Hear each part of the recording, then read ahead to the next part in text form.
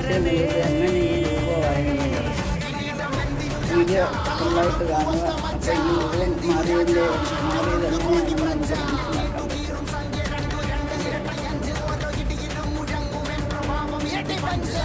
Hi friends, ഇതാണ്ട് നമ്മുടെ നാട്ടുമാങ്ങ.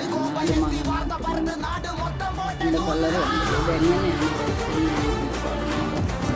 ഇങ്ങനെ നാട്ടെടുത്ത് തൊലി പൊട്ടാത്ത രീതിയിൽ നന്നായിട്ട് ഈസിയാക്കണം.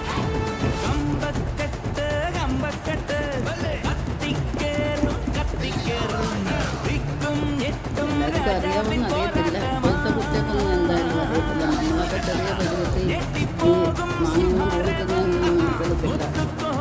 അതിൻ്റെ പോവുക, കിട്ടുക, പറക്കി എടുത്ത് കഴിക്കുക, അതിൻ്റെ ഭംഗിയുണ്ട്. ഇതിപ്പോൾ കൈകൊണ്ടൊന്ന് നന്നായിട്ട് പ്രസ് ചെയ്യുക. അപ്പോൾ ഇതെല്ലാം ജ്യൂസായിട്ടുണ്ട്. ഇതാ കണ്ടോ, ഇങ്ങനെ കുത്തുമ്പോൾ നല്ല കുത്തു കൊള്ളുന്നുണ്ടില്ല. എന്നാൽ ഇതിൻ്റെ തൊലി പൊട്ടിപ്പോവുകയും ചെയ്യരുത്. പൊട്ടിപ്പോയി കഴിഞ്ഞാൽ ജ്യൂസെല്ലാം വെളിയിൽ പോകും. എന്നിട്ട് ഈ ഭാഗം നമ്മളൊന്നും ചെയ്യരുത്. ഇതിൻ്റെ ഞെടുപ്പാണ് എടുക്കേണ്ടത്. ഞെടുപ്പ് നമ്മളിതാ ഇങ്ങനെ അങ്ങ് എടുക്കണം. ഇങ്ങനെ എടുത്തിട്ട് റൗണ്ടിൽ ചൊനയെല്ലാം പോകുന്ന രീതിയിൽ ഇച്ചിരി റൗണ്ട് ഉണ്ടാക്കണം. ഒരുപാട് വലിപ്പമാക്കരുത്. കണ്ടില്ലേ? ഇനി നമുക്ക് ആദ്യത്തെ ഒരു ഇത് ഞെക്കി അങ്ങ് കളയണം. അതിനകത്ത് നല്ല ചൊന കാണും.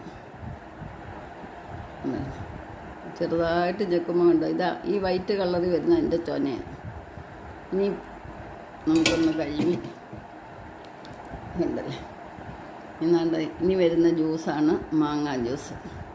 നമുക്ക് മിക്സി വേണ്ട, ഗ്രൈൻഡർ വേണ്ട, ജ്യൂസ് ചെയ്യുന്ന ഉണ്ടാക്കുന്ന ഇതൊന്നും വേണ്ട.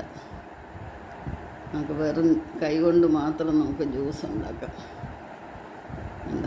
ഒന്നുകൂടെ എടുത്തിട്ട് ഇനി നമ്മൾ ചപ്പുവാണ്. വേണ്ട ചപ്പുവാണ്.